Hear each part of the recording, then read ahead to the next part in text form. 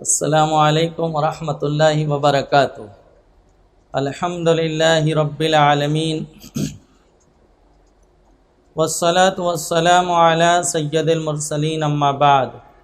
الصلاة والسلام علیک یا رسول اللہ، الصلاة والسلام علیک یا حبیب اللہ صلی اللہ تعالی علیہ وسلم۔ میرے پیارے آقا علیہ الصلاۃ والتسلیم کے پیارے دیوانوں، قربانی کے احکام و مسائل آپ سماعت فرما رہے ہیں۔ آج انشاءاللہ قربانی کا طریقہ، اس بارے میں آپ سے گفتگو کرنے کی سعادت حاصل کروں گا۔ یاد رکھیں، قربانی کا جانور یہ اللہ کی نشانیوں میں سے ہے، لہذا قربانی کے جانور کا احترام کیا جائے گا، قربانی کے جانور کا ادب کیا جائے گا۔ قربانی کے جانور پر سختی کرنا، اس پہ بوجھ لادنا، اس سے ذاتی نفع لینا، یہ ناجائز فرمایا۔ حتیٰ کہ اس پہ سواری کرنا یہ بھی ناجائز ہے۔ بعض لوگ قربانی کے جانور کو ایک دوسرے سے لڑواتے ہیں، تو یاد رکھیں اس سے کہیں ایسا نہ ہو کہ آپ کی نیت میں کوئی خلل واقع ہو اور جس کے سبب سے آپ کی قربانی رب کی بارگاہ میں قابل قبول نہ ہو، اور ایسا کرنے میں اس بات کا بھی خدشہ ہے کہ جانور زخمی ہو جائے۔ یاد رکھیں، قربانی کا جانور بے عیب ہونا چاہیے۔ ایک خراش بھی اگر قربانی کے جانور میں پائی جاتی ہے تو قربانی تو ہو جائے گی لیکن مکروہ ہوگی، اور اس طرح سے کھیل کود میں لڑانے میں اگر اس کے سینگ وغیرہ جڑ سے ٹوٹ گئے تو پھر قربانی بھی ناجائز ہو جائے گی۔ اس لیے قربانی کے جانور کا احترام کریں۔ رب نے ارشاد فرمایا، اللہ کی نشانیوں کی تعظیم کرنا یہ دل کا تقوی ہے، یہ دل کی پرہیزگاری ہے۔ تو قربانی کا جانور بھی قرآن میں اللہ عز و جل شانہ نے اسے اپنی نشانی قرار دیا ہے۔ بعض جگہ تو یہ منظر بھی ہے، یہ ماحول بھی ہے کہ قربانی کا جانور اگر آسانی سے گر گیا تو گرانے والوں کو اس میں لطف نہیں آتا، مزہ نہیں آتا، تو وہ اسے اٹھا دیتے ہیں اور اس کے ساتھ مستی کرتے ہیں، شرارت کرتے ہیں، جانور کو بھڑکانے کی جتنی کوشش کرنا چاہیں معاذ اللہ وہ کرتے ہیں۔ یاد رکھو، آپ کس کے ساتھ یہ تماشا کر رہے ہو؟ قربانی کے جانور کا رشتہ صرف جانور ذبح کرنے تک نہیں ہے، بلکہ اس کا رشتہ تو قیامت تک ہے۔ وہ پل صراط پہ ہمارے لیے سواری ہوگا، ہماری نجات کا ذریعہ بنے گا۔ اس کا خون زمین پہ گرتا ہے، اس کا خون بہتا ہے، اور اس کے ساتھ ساتھ ہمارے گناہ بہہ جاتے ہیں، یعنی گناہوں کی مغفرت ہو جاتی ہے، اللہ ہمیں بخش دیتا ہے۔ اس کے ذریعے ہم کو اتنا نفع حاصل ہو رہا ہے، اتنے فوائد ہیں دنیاوی اور اخروی، اور ہم اس کے ساتھ جو ہے مستی کرتے ہیں۔ تو ان سب حرکتوں سے باز آئیں۔ میرے عزیزوں، قربانی کا جانور ذبح کرنے سے پہلے اسے چارہ دے دیں، پانی دے دیں، چھری وغیرہ کو پہلے سے تیز کر لیں، اور دعا وغیرہ پہلے ہی پڑھ لی جائے۔ ایسا نہیں کہ جانور کو لٹا دیا گیا، اب آپ جو ہے دعا پڑھ رہے ہیں، پہلے سے دعا پڑھ کے تیار رہیں۔ جو دعا مشہور دعا پڑھی جاتی ہے جانور کو ذبح کرنے سے پہلے، انی وجہت وجہی للذی فطر السماوات والارض حنیفا وما انا من المشرکین ان صلاتی ونسکی ومحیایا ومماتی للہ رب العالمین لا شریک لہ وبذالک امرت وانا من المسلمین اللہم لک ومنک بسم اللہ اللہ اکبر کہہ کر جانور ذبح کر دیں۔ ذبح کرنے سے پہلے اسے آپ چارہ پانی دے دیں گے، اور اس طرح سے جانور کو لٹائیں، اس طرح سے جانور کو بائیں پہلو پر اس طرح سے لٹائیں کہ اس کا منہ سمت قبلہ ہو جائے، اور ذبح کرنے والا اپنا داہنا پاؤں، اپنا سیدھا پیر اس کے پہلو پہ رکھ دیں، اپنا داہنا پاؤں اس کے پہلو پہ رکھ کر تیز چھری سے جلد ذبح کر دے، اور ذبح سے پہلے یہ دعا پڑھ لیں گے جو میں نے عرض کیا، اور بسم اللہ اللہ اکبر کہہ کے جانور ذبح کر دیا جائے۔ میرے پیارے آقا علیہ السلام کے پیارے دیوانوں، اب اگر جانور آپ نے کسی اور کی طرف سے ذبح کیا ہے تو پھر اس کا نام لیں گے، اور اپنی طرف سے جانور ذبح کیا ہے تو میں عرض کر رہا تھا قربانی اپنی طرف سے ہو تو ذبح کے بعد یہ دعا پڑھیں، اللہم تقبل منی کما تقبلت من خلیلک ابراہیم علیہ السلام و حبیبک محمد صلی اللہ تعالی علیہ وسلم۔ اور اگر دوسرے کی طرف سے آپ نے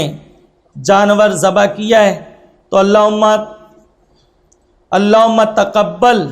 منی کی جگہ من کہیں، اللہم تقبل من، اس کا نام لیں فلا بن فلا، اللہم تقبل من فلا بن فلا کما تقبلت من خلیلک ابراہیم و حبیبک محمد صلی اللہ تعالی علیہ وسلم کہہ کر جانور کو ذبح کر دیں۔ ذبح میں اس بات کا لحاظ رکھیں کہ جانور کی 4 رگیں ہوتی ہیں، اس کے حلق میں گلے میں 4 رگیں ہوتی ہیں، تو 4 میں سے 3 رگیں کٹ جانا چاہیے، یا 4 کا اکثر حصہ کٹ جائے، اور اگر 3 رگیں نہیں کٹی تھیں یا 4 کا اکثر حصہ نہیں کٹا تھا اور ذبح کرنے والے نے چھری ہٹا لی تو اب جو وہاں چھری مارے گا اس پر یہ لازم ہوگا کہ وہ بسم اللہ اللہ اکبر کہے، ورنہ جانور حلال نہیں ہوگا۔ اس لیے جو ماہر ہے، تجربے دار ہے، اس سے جانور ذبح کرائیں، سنی سے العقیدہ ہو، ورنہ معاذ اللہ جلد بازی میں، عجلت میں اگر کسی بدعقیدے سے آپ نے جانور ذبح کرایا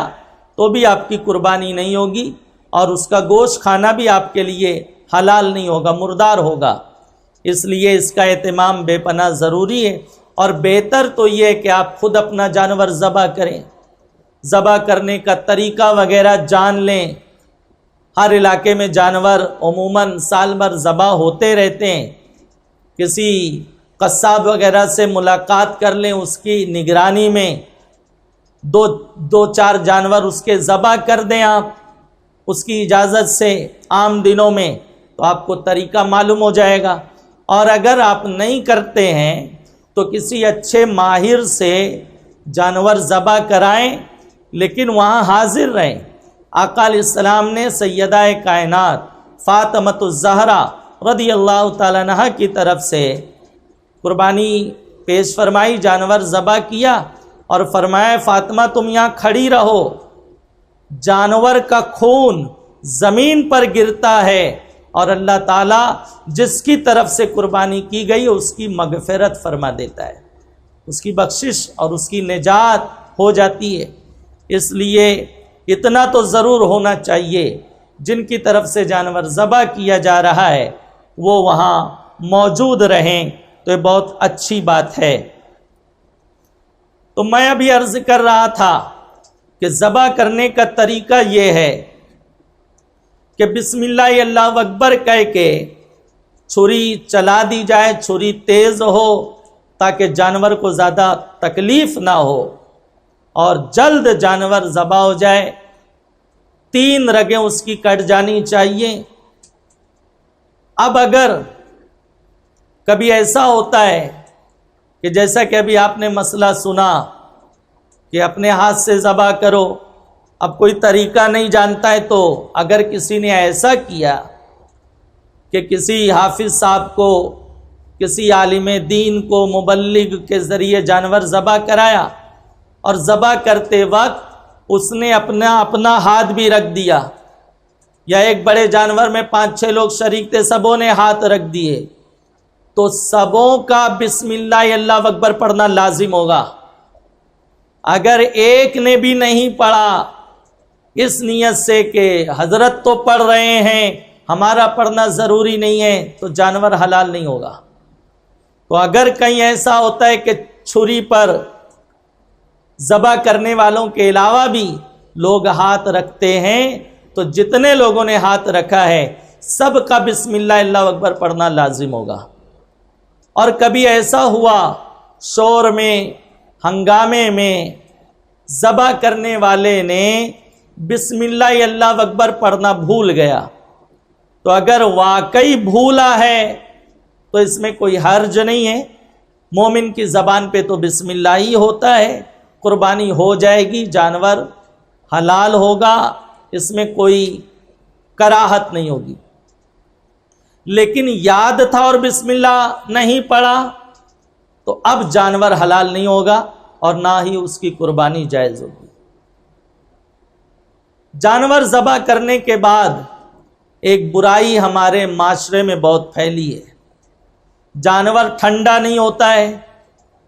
جانور کی کھال اتارنے لگتے ہیں۔ ارے جیتے جی آپ کی کھال اتاری جائے، ایک چھوٹا سا آپریشن کرنا ہو تو آپ کو سن کرنا پڑتا ہے، بغیر سن کی اگر ڈاکٹر چیڑ پھاڑ کرے تو کتنی تکلیف ہوگی۔ ابھی اس کی روح نہیں نکلی ہے اور آپ اس کی کھال اتار رہے ہو، اتنی جلدی ہے۔ قربانی کا جانور اللہ کی نشانیوں میں سے ہے، اس کو اتنا اذیت پہنچا رہے ہیں، وہ محشر میں پل صراط پر ہمارے لیے سواری ہوگا اور لوگ خاموش تماشائی بنے رہتے ہیں۔ اور دوسری ایک برائی یہ ہے کہ قصاب حضرات کیا کرتے ہیں، وہ کھال اتارتے ہیں، گلے کے نیچے تھوڑا سا چیرتے ہیں اور کھنجر اس کے کلیجے پہ مار دیتے ہیں، وہ فوراً اس کا دم نکل جاتا ہے۔ یا دوسرا ایک طریقہ قصاب لوگوں کا یہ ہے کہ جانور جہاں سے ہم نے ذبح کیا چھری چلائی تو وہیں وہ چاقو رکھ کر ایسے گھماتے ہیں جس سے اس کی رگیں کٹ جاتی ہے، دماغ سے رشتہ منقطع ہو جاتا ہے اور اس کا دم نکل جاتا ہے۔ تو یہ تو جانور کو تکلیف دینا ہوا، ٹھنڈا کرنے سے پہلے اس کی کھال اتار رہے ہیں، اس کو کھنجر مار رہے ہیں،